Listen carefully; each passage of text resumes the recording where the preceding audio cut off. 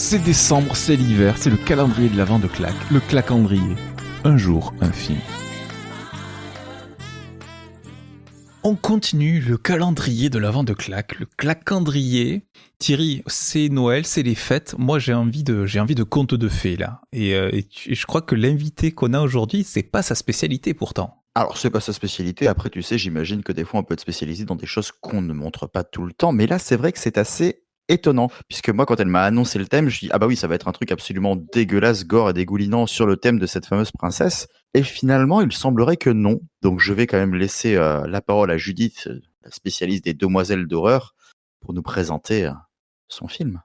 Oui, alors merci beaucoup déjà pour l'invitation. Donc effectivement, j'ai pas choisi un film d'horreur pour l'occasion parce que voilà, tu m'avais dit que j'étais pas obligée justement enfin que je pouvais sortir de mon thème habituel. Ah, tout à fait. Et voilà, l'esprit de Noël m'a donné envie, voilà, via cette occasion, de parler de l'un de mes films de Noël qui n'est effectivement pas du tout un film d'horreur, mais qui est tout simplement un conte de fées. C'est une adaptation germano-tchécoslovaque du conte de Cendrillon, en fait, qui est un petit peu différente de la version qu'on connaît chez nous, mais bon, dans les grandes lignes, ça reste la même chose, qui est vraiment un très très beau film. La dernière, c'était une robe entièrement brodée d'or et d'argent, mais il ne s'agit en rien d'une princesse. Qui est-ce? C'est Cendrillon! Une adaptation germano-tchécoslovaque. Exactement. Waouh. Et pourquoi pas? Pourquoi pas? Alors ça s'appelle 3 noisettes pour Cendrillon. Alors ça parle de quoi à peu près? C'est quoi la variante? C'est quoi cette histoire de noisettes? Alors en fait, les noisettes remplacent en quelque sorte la marraine la bonne fée, c'est-à-dire que Cendrillon se retrouve un beau jour au début du film en possession de 3 petites noisettes trouvées dans la forêt, et en fait à chaque fois qu'elle va lancer une noisette par terre en faisant un souhait, la noisette va exaucer son souhait en fait. Et ça remplace un peu le rôle de la marraine la bonne fée dans la version qu'on connaît. Que lui as-tu donné? Montre. Allons, montre-moi ça. Oh, le somptueux cadeau que voilà. Pour un écureuil. D'accord. Sinon, la variante, en gros, c'est que du coup, ça se passe dans la campagne enneigée. Alors du coup, est-ce que c'est la campagne tchèque ou la campagne allemande? Je ne sais pas exactement.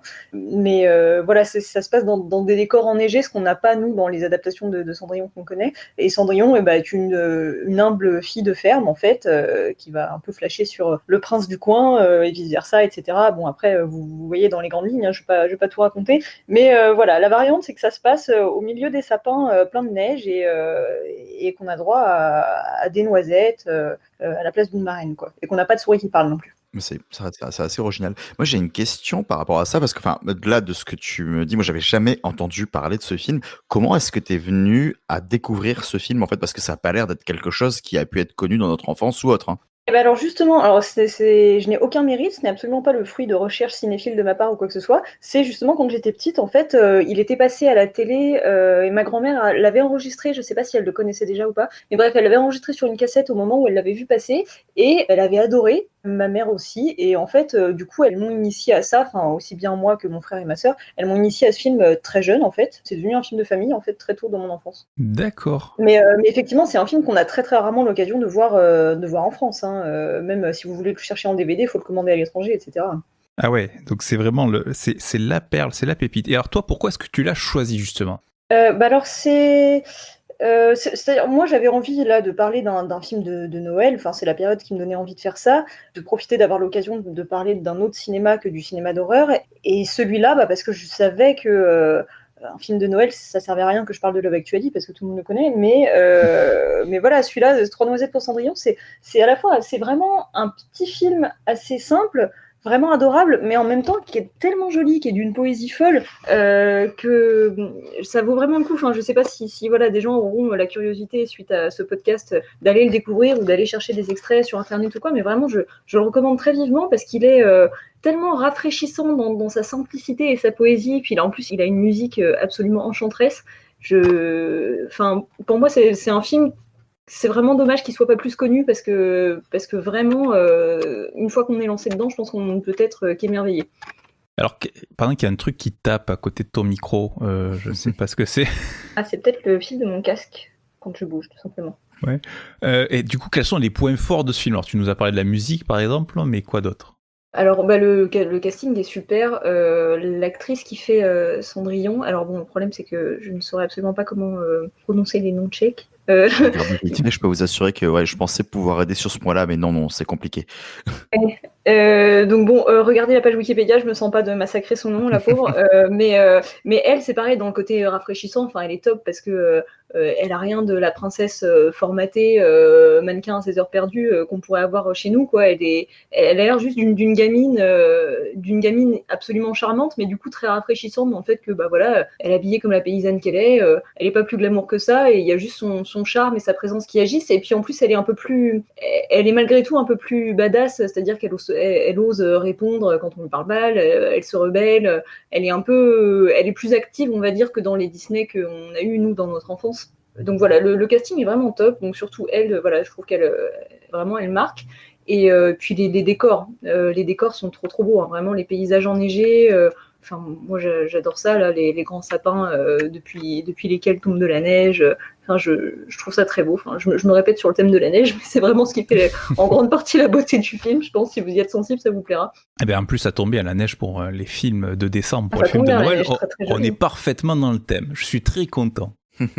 Mais c'est d'ailleurs l'un des seuls films, je dirais, à part La Petite Princesse, qui est totalement dans le thème.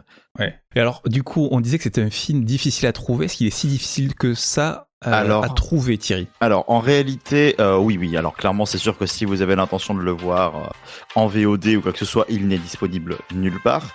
Il est possible de l'acheter. Par contre, oui, évidemment, il va falloir casser un petit peu la tirelire. Enfin, pas forcément beaucoup. On peut trouver des versions neuves à 15€, hors frais de port, j'imagine. Et il y a des sites, en tout cas, qui le vendent, et pas depuis l'étranger. Alors après, et en plus, c'est une édition française, semble-t-il. Donc, Ah oui, dis donc. Voilà. Ah oui, parce que moi j'ai une version pour le coup allemande. Donc d'accord, très bien. Bah écoute, s'il se démocratise jusqu'à chez nous, c'est très bien. Comme quoi, tu vois, c'est possible. Il est vraiment enchanteur dans la manière qu'il a d'être poétique dans sa simplicité, quoi. Il est vraiment très joli, sans beaucoup d'effets. Ouais, c'est vraiment ça qui ressort, je trouve. Il y a pas masse de paillettes pour faire rêver, hein, mais le peu qu'il utilise, c'est assez magique, quoi. Très bien. Ben alors, merci Judith. Merci à vous. Voilà, ça change un peu de ta chaîne Demoiselle d'horreur qui est plus spécifiée, qui est peut-être moins conte de fées, ou alors des contes de fées un peu plus pour grands. Oui, parfois je parle de contes de fées, mais effectivement dans une optique moins joyeuse. Merci Judith. Merci à vous. Nous, Thierry, on se retrouve demain pour un nouveau film et un nouvel invité dans ce calendrier de l'Avent. À demain, bisous. À demain.